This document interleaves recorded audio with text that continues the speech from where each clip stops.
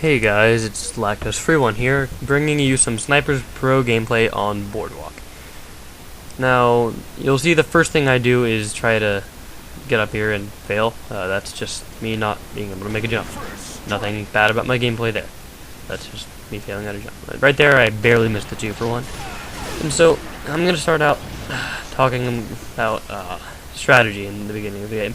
You'll see that instead of being like the rest of my teammates and running all over to the left side of the map beginning of the game, I go for instant map control up at this what I'm gonna call the boulevard or the bridge, and as you'll see, I'll get a few kills before I die. 3 kills right now. I have all of my team's kills, and the reason I go up there is because you get a great view of the map. It's pretty easy to lock down once you get a bunch of teammates up there, and you get good map control from it. And you'll see right there I missed the no scope. And that's nothing about my look sensitivity or anything, as a lot of you probably think, oh, he's playing on a really high sensitivity. Yes, I'm playing on 10, but as you can see right there, it does not affect my shot. I just learned how to control it for each situation individually. And that's one of my main points for this commentary, look sensitivity. As you can see right there, I kind of just messed it up, but I came back with the what I call a quick unscope, where you're getting shot and you zoom out while you shoot. And right here you see I go back and forth between the top of the map over there by the other team's spawn and the middle of the bridge. And that's because I just want to help my team with holding down the map. And so right here in this part, I get killed and I'm going back up. And here's one of the things I wanted to talk about. It's not only map control but also objective play. I think Hutch did a pretty good job of summing it up. He had really valid points. But one of the things that I want to talk about is like putting up gameplays where somebody is playing objective and they go like 50-1. That's not impressive. If you're playing the objective the entire game and you go 50-1, that's impressive. But seeing a bunch of people just getting mowed down, that's not in the least impressive. It's not something that I enjoy watching, and I tend to thumbs down the videos of that. But if you're like Xjaws, for example, and you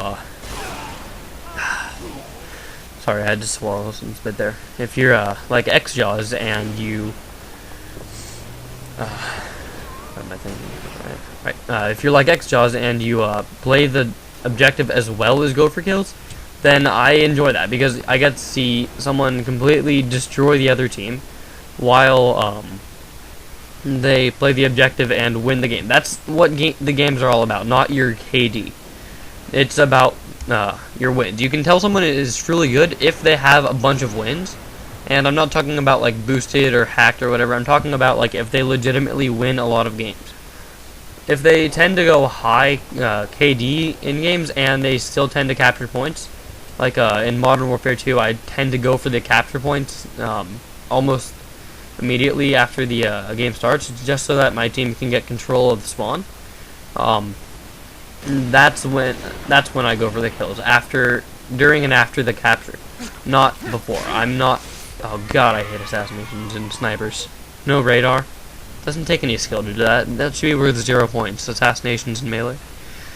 Anyways, it's not anything special to just go for kills right off the bat in a game. If you're capturing objective points and you still manage to get a bunch of kills, that's great. I like that kind of stuff. It shows the actual skill of a player. Because unlike in Call of Duty, not every game is where you can take 3 slayers and then everybody else is just, I mean, the one remaining guy is just the objective guy in 4-on-4. In games like Halo, you need to be able to play both. But you can have one job primarily, like a support player, 2 objective players, and a main slayer. There's nothing that you could look for a better team than that. And that's another thing I wanted to talk about. Don't always just try to lone wolf it. Like, as you see in this game here, I'm doing fine just lone wolfing it. Right now I have 13 out of my team's 32 kills. I do make sort of a kills comeback and end up at 23-10. And you may be looking at this wondering, well, you're kind of destroying the other team there. Like, why is that impressive? Well, the reason I chose this gameplay and not some other gameplay of snipers where I may have had a higher KD is because in this particular gameplay, I get a bunch of headshots, and that goes back to the whole look sensitivity thing. It's not about who has a more stable shot. It's about who can get the shots more accurately. If you know how to control a high sensitivity, definitely utilize that to your advantage. Because, as you see right there, I actually used my walking to help aid my shot rather than aiming with right stick. Which, in turn, gives my shot a little bit more accuracy than if I were to try to aim it. You see right there, I saw where I was getting shot from, and I died. But I saw where I was getting shot from. I whipped around and zoomed in, and then focused my shot. Just, oh god, that was a terrible spawn. I focused my shot just a little bit more on him and got the headshot. And as you've probably seen, pretty much every single one of my kills, except for a couple of them, has been a headshot this game. Yeah, I know I've gone over that, but like the impressive is part of it isn't the fact that I go 23-10. It's the fact that I managed to completely pull my team and like lone wolf it to get that 23-10. Oh god, I really think that should have been a shot. Here's probably the one biggest flaw I make: not finishing the kill. Oh man, I really wish I finished that kill, because then I could have gone for maybe double, triple, I don't know. Things would have turned out differently. Don't mind the little bleep bloops, I turned those off after this game, I believe. No, actually it was a few games later. Anyways, oh, and if you didn't get that, that was a Rooster Teeth reference. Anyways, yeah, so if you're in a gunfight with someone and somebody else tries to start shooting at you, finish the gunfight you're in. Don't go for the new person, because chances are the person that you are already shooting at is going to be low health, low shields, whatever game you're playing, and so it gives you the advantage. And even if you have to go for the reload, you're still going to probably be able to at least get the assist and have your teammate clean up the kill, and so then your death wouldn't have been for nothing. So this gameplay is coming to a close now.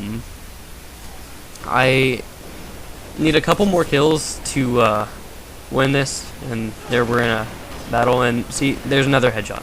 That's me controlling my sensitivity, not using a low sensitivity, because you can see I whip around some of these corners pretty fast. But right there, you see.